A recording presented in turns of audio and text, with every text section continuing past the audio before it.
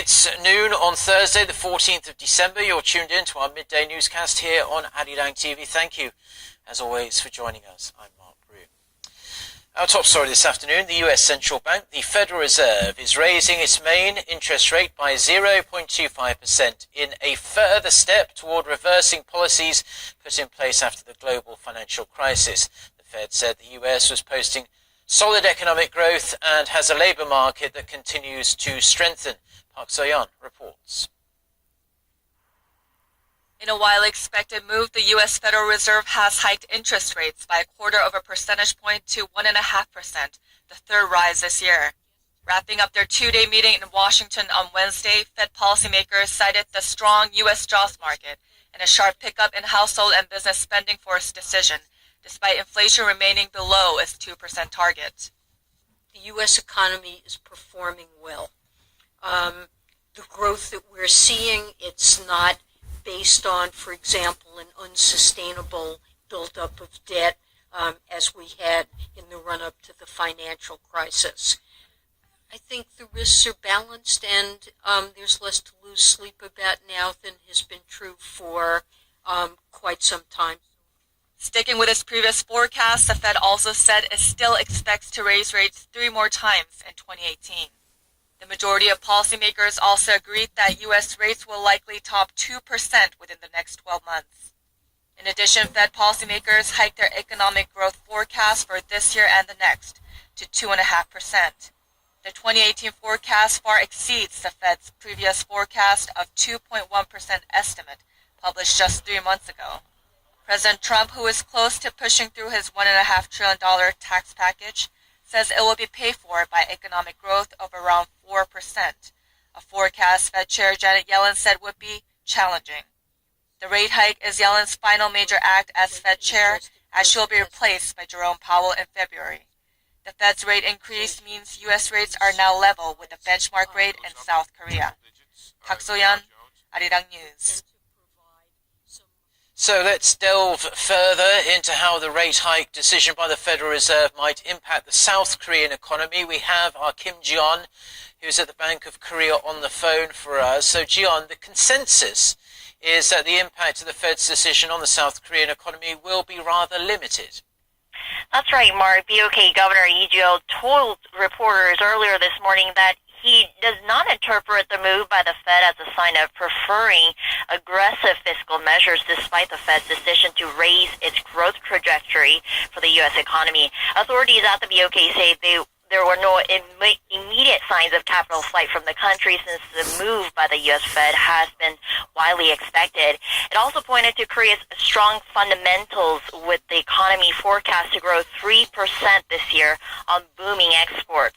But the BOK says further tapering of U.S. assets could impact Korea's interest rates in the long term. And to counter such risks, the BOK has already raised its benchmark interest rate by 0.25% to 1.5% last month, its first rate hike in nearly 7 years. Although the move has been widely expected, it has raised concerns that the rate hike would increase the burden of $1.3 trillion household debt, since it would severely affect homeowners' ability to repay their debts and raise the risk of people defaulting on their housing loans. And the BOK played down the possibility of worsening household debt issues, saying the government is laying out countermeasures, and this refers to a series of measures earlier this year to curb housing speculation by making it harder for people with multiple houses to borrow money to buy real estate. While the BOK dismissed the possibility that a rate gap is the sole reason for capital flight, it says such a decision will be made only after taking into account various factors, including the recovery pace of the local economy, inflation prices, financial stability, and risks, shaking off market expectations that it'll raise rates in February or in July next year when the new BOK governor is announced.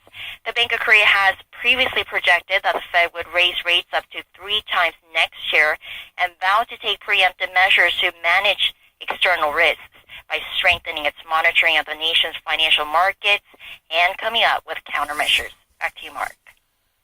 Well, thank you very much for that report, Jion. We do appreciate it. That's Kim Jion reporting from the Bank of Korea. Now, the Asian Development Bank has raised South Korea's growth forecast for next year to 3%, up 0.2 percentage point from its previous projection made in September. In its December Asian Development Outlook supplement, the ADB said improved diplomatic relations with China will further fuel exports and revive tourism in the coming months. For 2017, the ADB forecasts 3.1% growth, up from 2.8%, as exports soared 17% on year from January to October, reversing a near 8% decline in 2016. Maintaining China's growth forecast at 6.4% for 2018, the ADB raised ASEAN member nations' outlook to 5.2%. It cited a stronger than expected recovery in exports and robust domestic demand in Asia's developing economies. Now it's the day of the long-awaited bilateral summit between President Moon Jae-in and his Chinese counterpart Xi Jinping. According to the Blue House here in Seoul, President Moon started his day by visiting a local diner for breakfast where ordinary Beijing residents often eat. He also attended the opening ceremony of the Korea-China Economic and Trade Partnership. An official welcoming ceremony will be held at the Great Hall of the People this afternoon. That will be followed by an expanded summit and then a small-scale summit between the two leaders where they will share their thoughts on regional and international issues. The two heads of state will then ink key agreements and MOUs before the Chinese president hosts a state dinner in honor of his South Korean guest. And staying with President Moon's China trip, the highlight on day one of his state visit was the shared history between the two countries and working toward a better future together. Moon Gwan-young, who is traveling with the president, files his report from Beijing. China. It's a communist country to the north for South Korea, with whom it's enjoyed 25 years of friendly ties, particularly highlighted by extensive economic linkages and rich cultural and people-to-people exchange. Well, that relations turned frosty in the last year, and South Korean President Moon Jae-in has set out to warm it back up. Moon Jae-in's first state visit as president of the Republic of Korea, and it is to China, a reflection of how important the two countries are to one another, or what's at stake should their ties remain at subpar levels. The South Korean leader's 4-day China trip comes at a time of heightened tensions in Northeast Asia due to North Korea's advancing nuclear and missile programs in the wake of its latest and most powerful to-date missile test, and on the heels of a Seoul-Beijing agreement to move past a year-long dispute over South Korea's deployment of U.S. missile defense system and normalize exchanges. As the South Korean leader set out determined to restore the soured bilateral ties back to pre-THAAD row levels, Mr. Moon pointed to centuries-old shared history.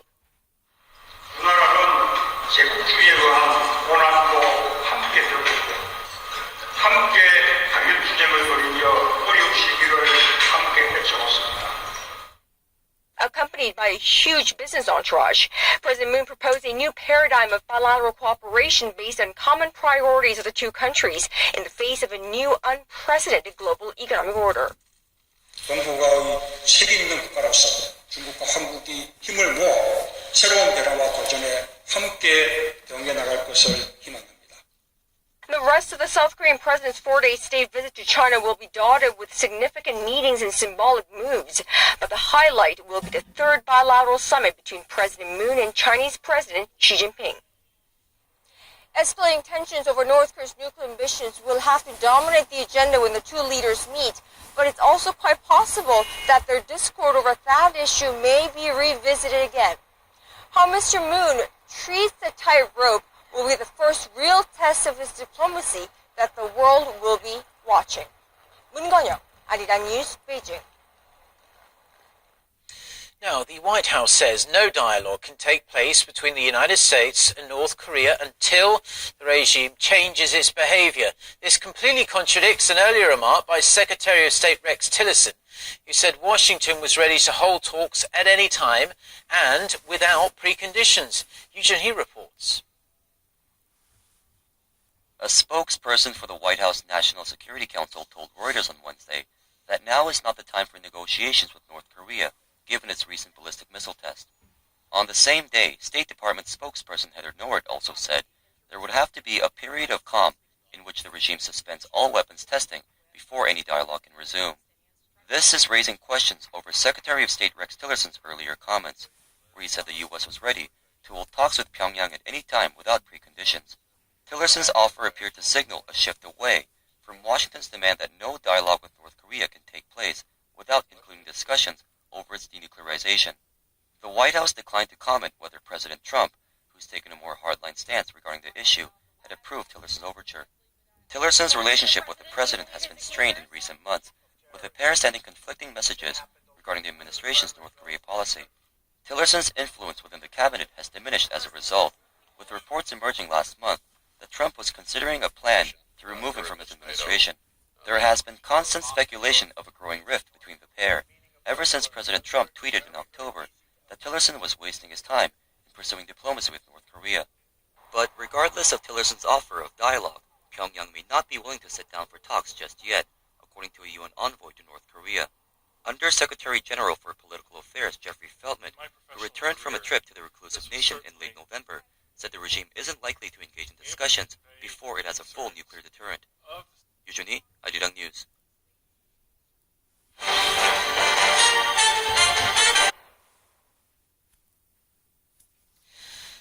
Turning now to the ongoing controversy surrounding US President Donald Trump's recognition of Jerusalem as Israel's capital, dozens of Muslim nations have urged the international community to reject Trump's move and recognize East Jerusalem as the capital of Palestine. Noah Adam reports. The leaders of 57 Muslim nations, otherwise known as the Organization of Islamic Cooperation, have declared East Jerusalem as the Palestinian capital, calling on the international community to follow in its footsteps. Wednesday's summit was hosted by Turkish President Tayyip Erdogan, who has criticized the US for its stance on Jerusalem. In our view, Jerusalem is the capital of the state of Palestine and will remain as such. I invite other countries to recognize Jerusalem as the occupied capital of the state of Palestine. The OIC added that Trump's, quote, dangerous declaration to recognize Jerusalem as Israel's capital was, quote, null and void and lacks any legitimacy. Palestinian President Mahmoud Abbas accused the US of being biased in favor of Israel, saying it no longer had any role to play in the peace process.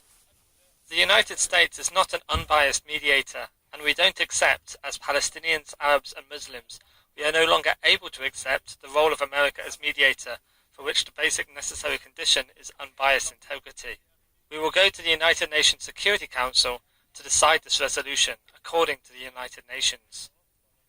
Israel's Prime Minister Benjamin Netanyahu said he was not impressed by the OIC statement.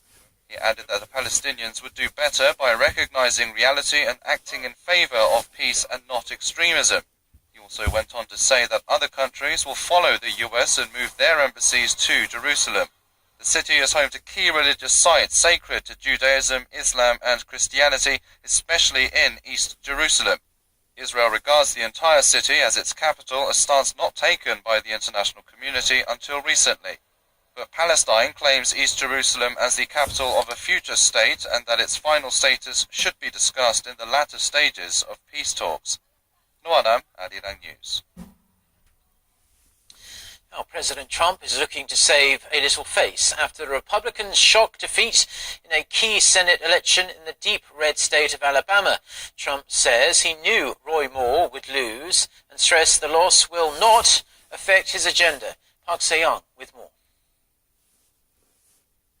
I was right, President Trump said in a pre-dawn tweet Wednesday, a day after Democrat Doug Jones's victory over the Republican Roy Moore. Trump defended his decision to initially back Luther Strange against Moore, saying he was right in thinking that Moore would not have been able to win the general election. Despite warnings from senior GOP officials, the president endorsed the ultra-conservative Moore, who has been mired in numerous sexual misconduct allegations, including those against underage girls. Jones became the first Democrat in 25 years to take the Alabama Senate seat, narrowing the Republican majority in the Senate to 51 to 49 and putting a potential dent into Trump's legislative plans. President Trump told reporters at the White House that although he would have liked Moore to win, He doesn't think the loss will affect his administration's agenda. I don't think it's going to affect it. I think we're doing a lot. This is the biggest thing that we've worked on. This also has to do with other subjects. Jones will not likely be seated until January, which means the Republican Party still has time to pass its tax cut bill and vote on any year-end budget deals. 박세영, 아리랑 뉴스.